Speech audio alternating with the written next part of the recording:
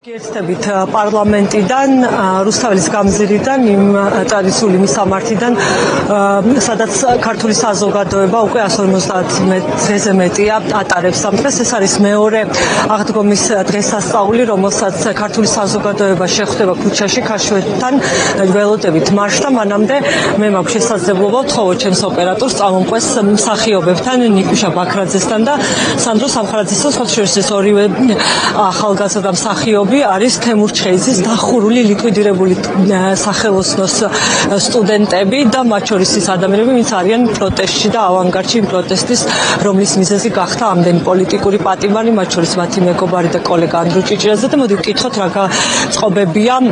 გამარჯობა, პირდაპირ ეთერში ვმუშაობ და რიგრიგობით მინდა გთხოვოთ თქვენ აღდგომის ბრძოლ დღესასწაულს, როგორც ჩანს, ქაშვეთის ეკლესიაში შეხვდებით თქვენთან ამოქალაქეებთან ერთად ტრადიციულად რუსთაველის გამზირზე, ამით დავიწყოთ და შემდეგ სხალია გკითხოთ სხვა რამესაც.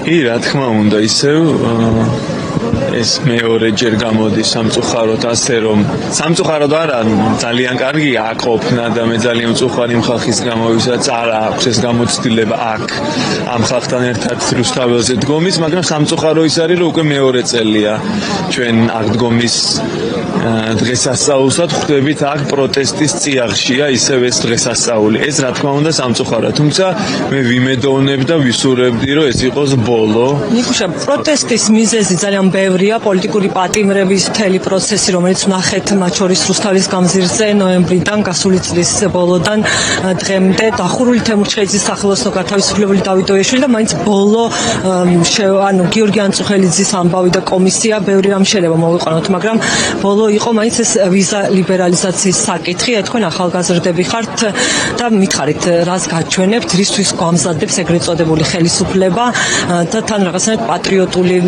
სულისკვეთებით შემოსა ეს ამბავი და გვაგუებს როგორც ჩანს ამ ამბავს, ამას როგორ უყურებთ?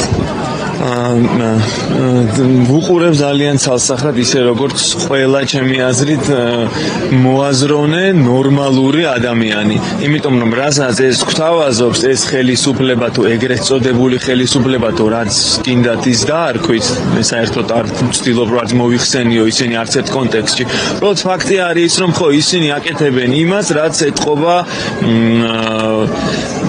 რას მოუტანს ქვეყანას?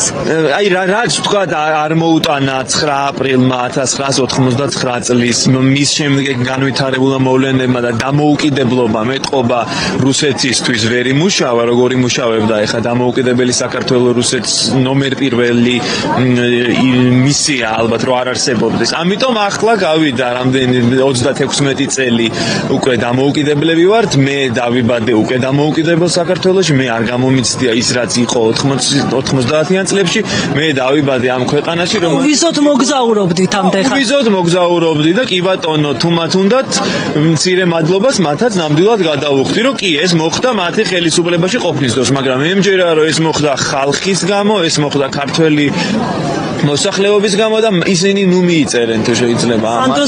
სანდროსაც მინდა მივიცე სიტყვა, დავიწყოთ დღევანდელი დღესასწაულით, ღამეს ალბათ აქ გაათევთ, როგორც ჩანს ქაშვეთის ეკლესიაზე. თქვენ რას გაჩვენებთ ეს ყველაფერი, რაშიც ცხოვრობთ ბოლო დროა, ამბობდით რომ არ გინდათ დატოვოთ ქვეყანა, იმედი არ გვაიძულებენ. სწორედ თქვენნაირი ახალგაზრდების გადინების ეშინია ყველაზე მეტად იმ საზოგადოებას, რომელსაც ამ ქვეყნის კეთილდღეობა უნდა. თქვენ რას ფიქრობთ, რას მოუტანს ეს ყველაფერი, რაზეც ვიზა ლიბერალიზაციის საკითხზე დავიწყოთ და მე გადავიდეთ შეგვიძლია სხვა რამეზე რაც გაწუხებთ. მე დღეს ვკითხულობდი ბევრ მოსაზრებას ვიზა ლიბერალიზაციის შესახებ და ქართულ ოცნებას როგორც უნდა რომ შემოგვაზიელოს ეს მოსაზრება, რომ ჩვენ მხოლოდ მოგზაურობისთვის გვჭირდება ვიზა ლიბერალიზაცია, მხოლოდ კომფორტია ეს როგორც ნიონწილოსანი ვიძახის პატრიოტიზმის საპირწონეთ, რომ ეს არის ფუფუნება და როგორც ახაკალაძეს მიაჩნია ეს მხოლოდ შოპინგისთვის არსებობს ევროპა, უკაცრავად, მაგრამ ესე არ არის, ეს არის საჭიროება. ბევრი ქართული ოცნების ამომრჩეველი ან ნეიტრალური ლოიალური და ჩუმად მყოფი ადამიანი ვერ ხვდება, რომ ზუსტად მათი ოჯახის წევრები, ვინც არიან ემიგრაციაში წასულები და ვინც არჩენენ თავიანთ ოჯახებს, ვთქვათ, იქნება ეს.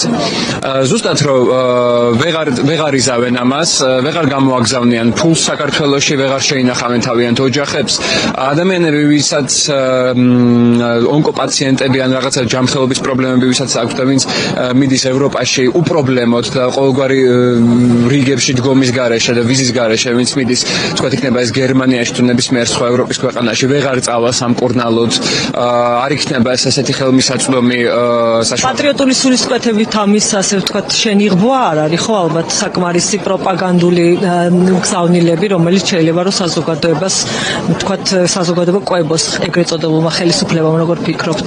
არ ვიცი, ნახოთ ახლა ქართული ოცნების პროპაგანდისტული მანქანა ძალიან ძლიერია და როგორც გაირკვა და როგორც ირკვა ყოველ დღე ძალიან მარტივად უჯერებენ მათ ვთქვათ, მაგალითად იმედის მაყურებლები ან რაღაცა პროპაგანდისტული მედიის მაყურებლები. მაგრამ არ ვიცი, ეს მე მინდა რომ ვთქვათ, ვინმე ქართული ოცნების ამომრჩეველს ან ეგრეთ წოდებული ხელისუფლების მიმართ პოზიტიურად განწყობილ ადამიანს თუ შეხვდება ეს ვიდეო, რომ ვიცოდეს იმანაც, რომ ეს იქნება, არ იქნება ეგეთი მარტივი საკითხი. ბოლოს მინდა გთხოვოთ, ერთი წელი შესრულდა დღეს ფიცის სტადებიდან, რომლის იდეის ავტორი დღეს საკანშია ზვიად ცეცხლაძე, სწორედ ამ წუთებში, რამდენიმე წუთის წინ დადეს ფიცი ახალგაზრდებმა ისევ გმირთა მემორიალთან და რამე ხომ არ გაქვთ სათქმელი ამ დღესასწაულის წინ იმ პოლიტიკური პატიმრებისთვის, რომლებიც საკნებში არიან და ხვდებიან აღდგომის დღესასწაულს ასე უსამართლოდ. მე მინდა რომ მან მხნეობა უსურო, ჩემ მეგობარს ანდროს თუ უყურებს ამას, მოკითხვა მინდა გადავცე დიდი სიყვარულით, ასევე ყველა პოლიტპატიმარს თქვენ გვერდით ვართ და სადამდეც ფეხზე ვდგავართ და სადამდეც სული გვიდგას, მანამდე ვიბრძოლებთ იმისთვის, რომ თქვენ მალე გამოხვიდეთ და არ დარჩეთ ამ სისტემასთან მარტო. მე ვიტყვი ძალიან მარტივად, რომ ვეტყვი გადავუხდი უდიდეს მადლობას იმ ძალისთვის, რომელსაც ჩვენ გვაძლევენ, გადავუხდი მადლობას ასევე მათ ოჯახის წევრებს, მშობლებს, ცოლებს, ყველას, მოკლედ ვინც მათ გარშემო, იმიტომ რაღაცა სიმბოლოა მართლა სიმამაცის და რაღაც საოცარი ადამიანობის და ასევე ვიტყვი თუ შეიძლება პატარა ბოდიშსაც მოვუხდი, რომ სამწუხაროდ გამოვიდა ისე, რომ ჩვენ რაღაც მომენტში შეიძლება ვერ დავიცავით ერთმანეთი და ვერ დავიცავით ის ხალხი, მაგრამ როგორც ანდრომ თქვა, აუცილებლად ვიქნებით აქ იქამდე, სადამდეც ისინი არ იქნებიან თავისუფლად. დიდი მადლობა, უსმენდით მსახიობებს ნიკუშა ბაქრაძეს და სანდრო სამხარაძეს, აიხედავთ, სულ უფრო მეტი ადამიანია და ჩვენ ველოდებით გამოჩნდება, ალბათ მალე დაბრუნდება მარში, რომელიც ხოთაშორის რუსთაველის გამზირიდან დაიძრა და სულ რამდენიმე წუთის წინ ნახეთ ამაღლებელი ფიცის დადება, მე შემიძლია კიდევ გადავიდეთ. ლიზა, მადლობა, დროებით დაგემშვიდობებით.